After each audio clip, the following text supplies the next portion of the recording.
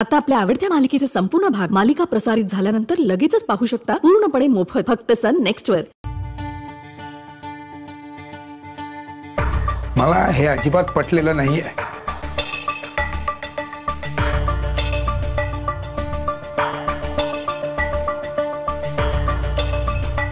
काय? आज मी क्लिनिकला गेलो होतो, तिथेच कळलं मला की तू सुट्टी घेऊन कुठल्या तरी बाहेरच्या कामासाठी गेली होतीस म्हणून।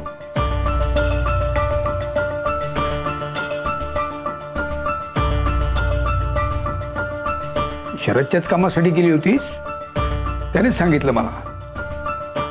पण मला सुद्धा माहित असायला हवं ना, तू काय कुठे जातेस, काय करतेस। अगं मी तुझ्या काळजीपोटी बोलतोय आणि तू हसतेस काय? हा? अरे काय ग बेदा, हा शरद तुला सतत काम सांगत असतो। हा, मागेही तू म्हणालीस मला काहीतरी सकाळी सकाळी तुला काहीतरी रिपोर्ट्स कलेक्ट करायला जायचे असतात। आज त्या क्लिनिकला त्यांनी स्वतःच्या कामासाठी तुला बाहेर पाठवलं होतं सुट्टी घेऊन। हे बघ, तू त्याच्या क्लिनिक मध्ये काम करतेस म्हणून कुठलेही प्रेशर घेऊन काम करण्याची काही गरज नाही। हा जॉब जर तुझ्या मनाला पटत नसेल तर सोडून दे नोकरी, मी काही म्हणणार नाही। अगं या जॉबमुळे जर तुझा अभ्यासावर परिणाम होत असेल, लक्ष लागत नसेल तुझं, तर सोडून दे जॉब। काय कळतंय का? बापरे, जॉब सोडला तर मला अबीरला कसं भेटता येणार? काय ग, काय झालं? काही नाही, काहीच नाही झालं। बेसिकली कसं आहे ना बाबा, शरद का कशी कामं सांगतात ना मला, that's a part of our job, so करायला लागतं, सवय मला। आणि अभ्यासाचं म्हणाल तर नाही का मॅनेज करते मी, इतके दिवस होत आहे साइड बाय साइड, काही प्रॉब्लेम नाही मला। तुला काही त्रास नाही याचा? नाही, अजिबात नाही। तुला काही त्रास नाही तर मग माझी काहीच हरकत नाही कर। फक्त तब्येत सांभाळून कर काय ते।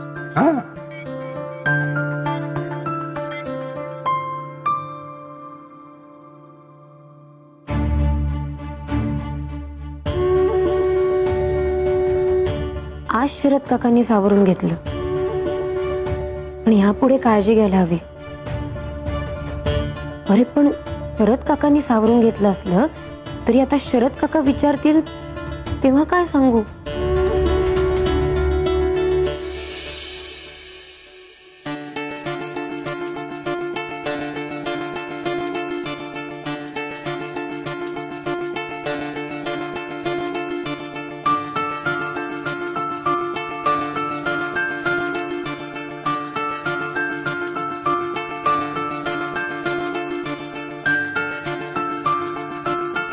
अरे वा आरती बेटा, लय भारी पेंटिंग काढले, एकदम झकास। माझे बाबा म्हणजे मी। हा, वा वा वा। बाबा, पेंटिंग नाहीये, चित्र आहे, मी काढलेलं, मला हवं तसं। पण बाबा तुम्ही दारू नका ना पिऊ। अगं आरती बेटा, देवा शपथ मला दारू प्यायचा कंटाळा आलाय। हे बघ, आजपासून दारू बंद म्हणजे बंद, एकदम बंद। खरं? हा, अगं आज मी तुझ्या आईच्या हातचा फक्कड चहा प्यायला आलोय। हा जा, कांचा। ए कांचन, कांचन, अगं बघत का राहिलीस, चहा घेऊन ये की। हो।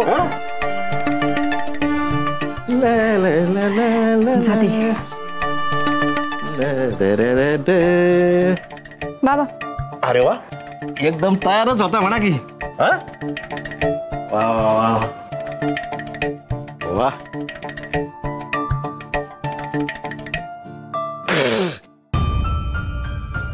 आईला हा का चहा आहे? अरे गटाराचं पाणी तरी बरं, असला चहा पाचते मला तू? नाही नाही, तुला काय वाटलं? इतक्या वर्षाखाली तुला चहा बनवता येत नाही? नाही, चहा बनवता येत नाही?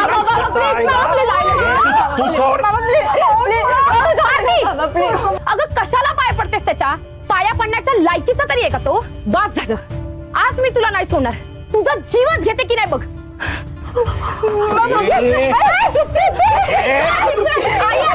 नको बाबा, सोडा ना बाबा, नका।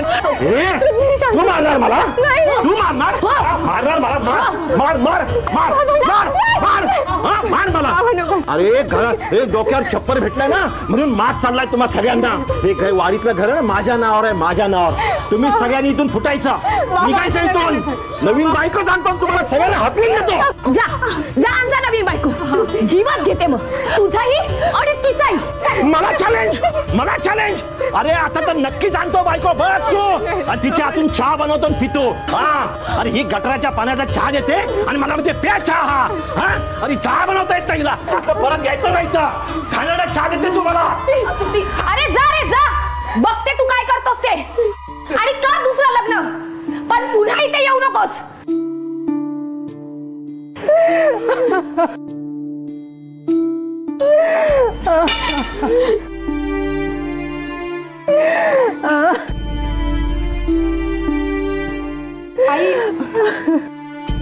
आई अगं आपल्या फालतू माणसासाठी तू कशाला रडतेस.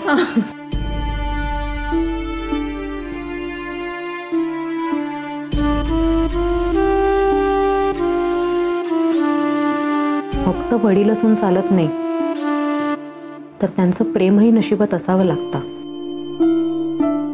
मी किती नशीबवान आहे, मला एवढे चांगले बाबा मिळाले. जे बाबांचं प्रेम माझ्या नशिबात लिहिलंय तसं आरतीच्या नशिबात का नसेल लिहिलं देवाने.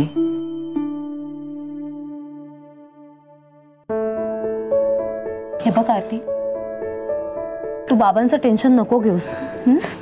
सगळं ठीक होईल.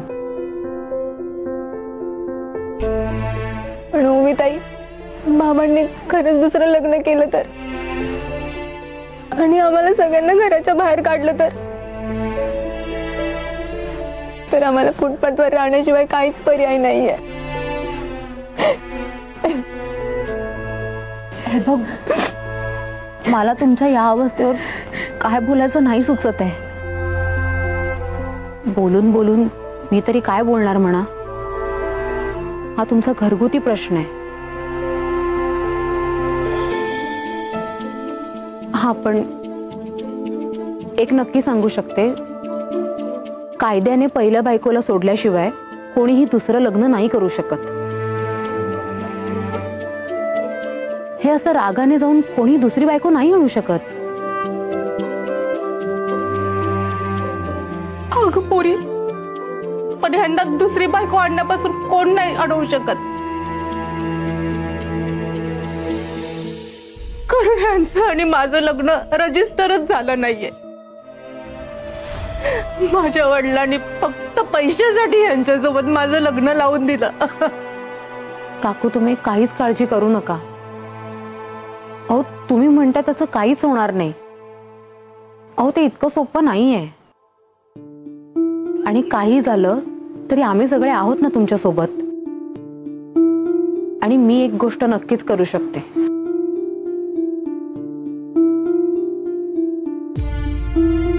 आरती, काही झालं तरी मी मोठ्या बहिणीसारखी कायम तुमच्या सोबत असेल. ओविताई, तू आमच्यासाठी एवढं म्हणालीस हेच खूप झालं.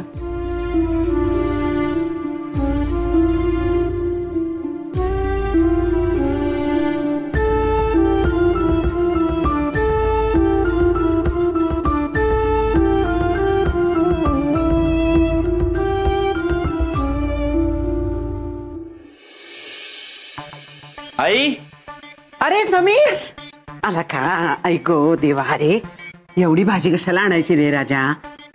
तू काय आता आठवडाभर येणार नाहीस रे माझ्याकडं? आई अगं असं का बोलतेस तू? अरे भाजी ठेव जा. थांब, ऐक ना, मी काय म्हणते, रोज थोडी थोडी भाजी आणायची, एकदम अशी नाही आणायची. म्हणजे कसं रोज तू येशील ना मला भेटायला घरी. घे. ऐगो, अरे किती जोड आहेत पिशव्या. मला वाटलं हलके आहेत. माझ्या लेकाचे हात दुखले असतील ना एवढ्या पिशव्या आणून. बस बस आधी बस. ऐक समीर, आईचं घर सोडून 8च दिवस झालेत ना. किती सुकलास बाबा. हे बघ कसे गालफड आत गेली ग बाई. ओवी काय जेवायला देते का नाही तुला? अगं नाही, असं काय नाहीये. ओवी तर आज डबा घेऊन आली होती ऑफिस मध्ये. बाई डबा कशाला द्यायचा तो? हा धर पाणी पी. दुपारी घरामध्ये निवांत जेवायचं ना. समीर असं का करत नाहीस? रोज आपल्याकडे घरीच येत जाणार जेवायला इथं. हा अच्छा. अगो बाई समीर, कधी आलास? आता चालू आहे. पण लाली मावशी हे बरं नाही. काय रे? म्हणजे तू शेजारी असतेस तरी आई माझी घरी एकटी. तुझं बरं आहे. आणि मग माझी 3 पोरं असताना त्या मावशीवर कशाला भिस्त ठेवू मी? मला काही तुझं म्हणणं पटलं नाही हा. पण आता तू म्हणत असशील तर बस हिच्याशी गप्पा टाकत. चुगल्या करायच्या असतील माझ्या, हो ना? माझ्या पोरासमोर ही अशी वागते तशी वागते असं सगळं सांगायचं असेल.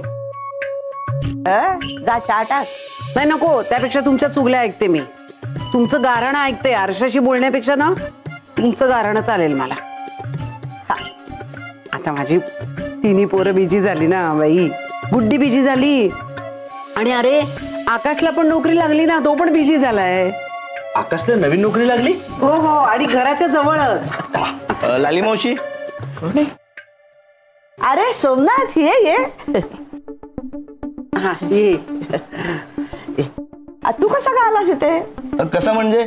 तुझ्या घरी गेलो होतो, घराला लॉक होतं, मग काय इकडे तिकडे विचारलं आणि आलो. ये ना, बस बस चहा टाकते.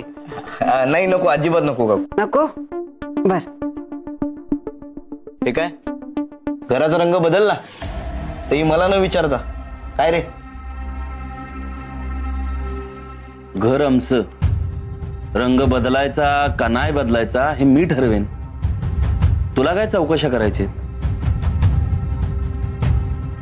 तू गप्प चहा पी आणि निघ. हो का? नाही, हे घर जरी तुमच्या मालकीचं असलं ना तरी जमीन माझ्या मालकीची आणि अख्खी चाळच माझ्या वडिलांच्या मालकीची. कळलं?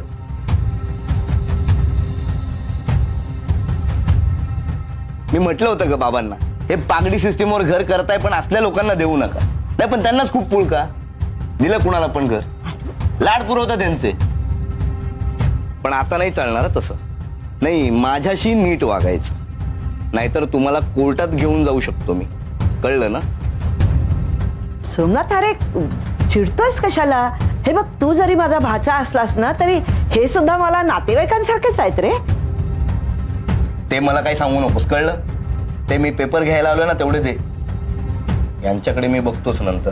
बरं चल, तू घरी चल, मी तुला देते पेपर. चल चल चल घरी चल. कशाला उचकवलंस त्याला? मी उचकवलं? मी? अरे चाळीचा मालक आहे ना तो समीर. हा मग काही बोलेल का? तू ऐकलंस ना काय बोलला तो? त्याला काय करायचं रंग बदलला नाही बदललाय? मागच्या वेळेला पण असंच काहीतरी बोलला होता म्हणून भांडणं झाली होती. खरंच कोर्टात केस केली तर त्यांनी कुठला काय करतोय? आई नवीन नवीन ताप आहे डोक्याला. अहो भाऊजी, काय आहे समजा? आणि काय का मीरा, लग्नाचा एवढा मोठा निर्णय घ्यायच्या आधी सख्या मोठ्या बहिणीला सांगावंसं पण नाही वाटलं तुला? कविता, वेळोवेळी ती व्यवस्थित लक्ष ठेवायला पाहिजे होतं त्यांच्यावर. आता पळून जाऊन लग्न केलं या दोघांनी आणि आलेच मिरवत आपल्या घरी. अहो तुम्ही मलाच काय बोलताय? तुमचा भाऊ पण आहे ना या सगळ्यात. की माझी बहीण एकटीच त्याचा हात पकडून लग्न करायला गेली होती. अहो लग्न करायचा निर्णय त्या दोघांचा आहे. बघताय ना तुमच्या दोघांमुळे मला किती ऐकून घ्यावं लागतंय ते. ताई, आमच्याकडे दुसरा काहीच पर्याय नव्हता. वहिनी, हे सगळं आधीच सांगितलं असतं तर दादा आणि आईने आम्हाला कधीच परमिशन दिली नसती. हो, नसतीच दिली. कविता, तू जरा आधीच त्यांच्यावर लक्ष ठेवून मला सांगितलं असतंस ना तर आज मी हे लग्न होऊच दिलं नसतं. हो ना, आता ह्यात पण माझीच चुकी आहे. मीच नाही सांगितलं ना तुम्हाला. हो सांगितलं असतं पण तुम्ही घरी कुठे असता? बघा तेव्हा कामानिमित्त घराबाहेरच असता ना तुम्ही. मग कधी आणि कसं सांगितलं असतं तुम्हाला? गप्पा बस. एक शब्दही बोलायचा नाही. तू आल्यापासून सगळा गोंधळ माजलाय. मला फसवून स्वतः या घरात आलीस. माझ्या आईपासून मला तोडलंस आणि आता स्वतःच्या बहिणीचं लग्न माझ्या भावाबरोबर लावलं. या सगळ्या मागे तू आहेस. या सगळ्यात तुझा हात आहे. दादा, तोंड सांभाळून बोल. उगाच वहिनीवर वाटेल ते आरोप करू नकोस तू. का नाही करायचे? हा, अरे हीच का हिच्या घरातला प्रत्येक माणूस असाच आहे. तुला माहित नाही किती आपल्या गाठीचे माणसं आहे ती. आणि सगळ्यात जास्त हिचा बाप माझ्या आयुष्याची वाट लावली, माझ्या घराची वाट लावली, आणि आता तुझ्या गळ्यात स्वतःची मुलगी मारून तुझ्या पण आयुष्याची वाट लावली. अरे चांगुलपणाचा आव आणून केसाने गळा कापतो हिचा बाप. आता जे बापाने शिकवलंय मुली पण तसंच वागणार. बस, आमच्या बाबांविषयी एकही शब्द बोलायचा नाही समीर भाऊजी. आवाज चढून बोलू नकोस. तुझ्या बापाबद्दल एकदा नाही हजारदा सांगेन मी जगाला की तुझा बाप ढोंगी आहे, ढोंगी. दादा, तोंडावर कंट्रोल नसेल ना तर एक शब्द बोलू नकोस.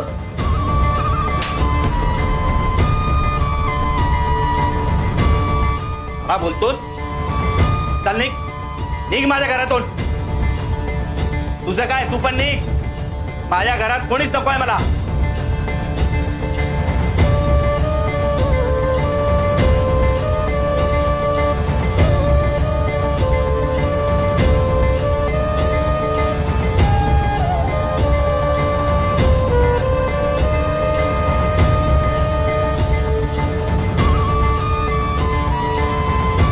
अहो तुम्ही काहीच बोलू नको. माझ्या आयुष्याचं वाटोळ केलंय तू आणि तुझ्या बापाने मिळून. आता तू पण या घरात थांबायचं नाही. निघ, या घरात मला आता कोणीच नको आहे. निघ.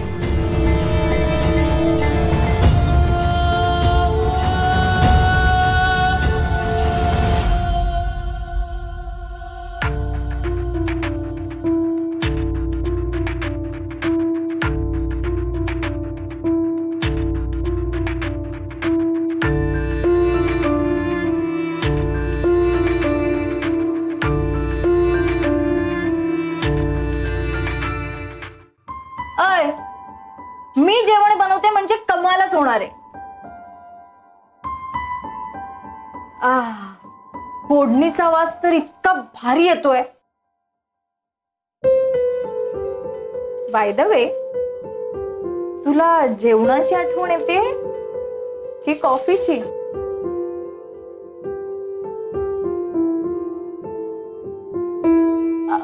मी ठेवते फोन आकाश. ओके, तुला नंतर फोन करते. बाय.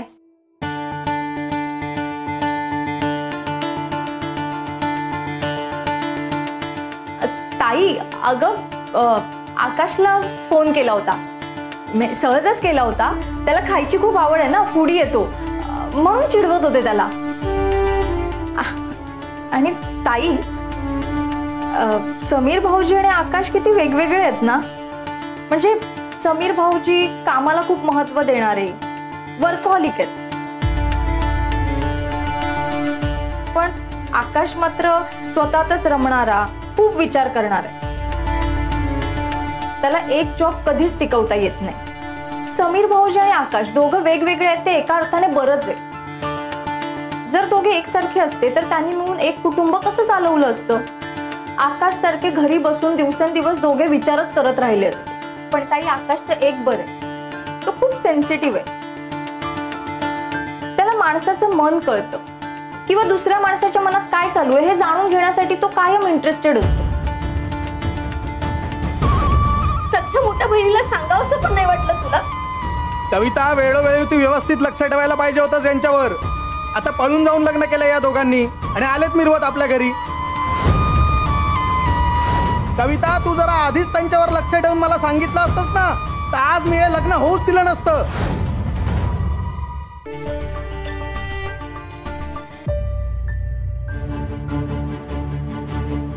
ताई, काय ग, काय झालं?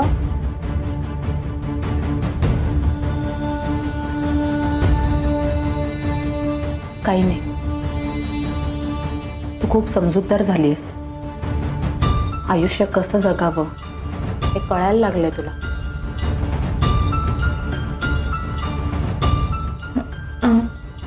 हा ताई, तू जरा भाजीचं बघतेस का? मी फोन चार्जिंगला लावून येते.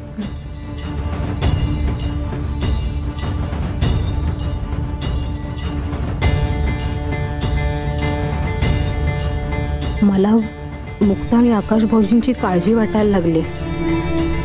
म्हणजे या दोघांचे घरात घडणारे वाद गोंधळ मी सांभाळू शकते, सहन करू शकते. पण जर बाहेरचं कोणी यांच्या नातेविषयी काही बोललं तर ते मात्र मी कधीच सहन करू शकणार नाही. चला चला चला चला चला चला नीट ठेव तू.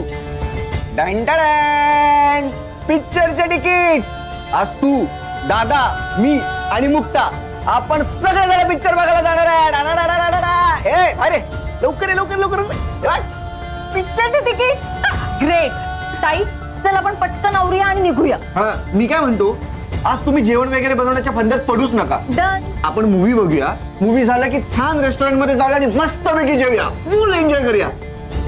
मी दादाला कॉल करतो. मी करू? माझा भाऊ आहे ना, मी देतो ना सरप्राईज. थांबा, त्यांना फोन नका करू. अरे वहिनी सांगतो ना त्याला, उगाच एखाद्या कामात अडकला ना तर लेट यायचा तो. तुम्हाला एकच गोष्ट किती वेळा सांगायची? काल मी एवढं सगळं सांगितलं तरी कळत नाहीये.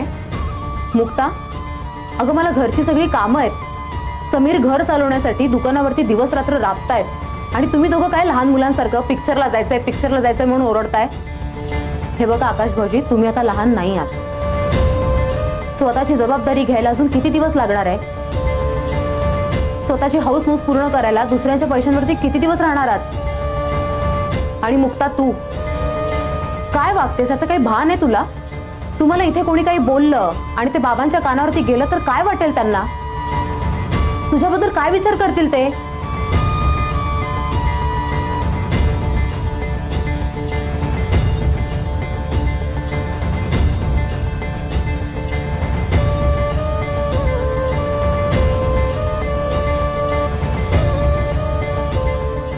मला तुम्हा दोघांनाही दुखवायचं नाहीये ग मुक्ता. मला माहिती आहे तुमचं प्रेम किती निरागस आहे ते, पण तुमच्या भल्यासाठीच तुम्ही एकत्र येणं बरं नाहीये. तुम्ही एकमेकांपासून वेगळं होणं तुमच्यासाठी योग्य आहे. तेव्हा मी हे सगळं कसं समजावू यांना? आता तूच मला यातून काहीतरी मार्ग दाखव.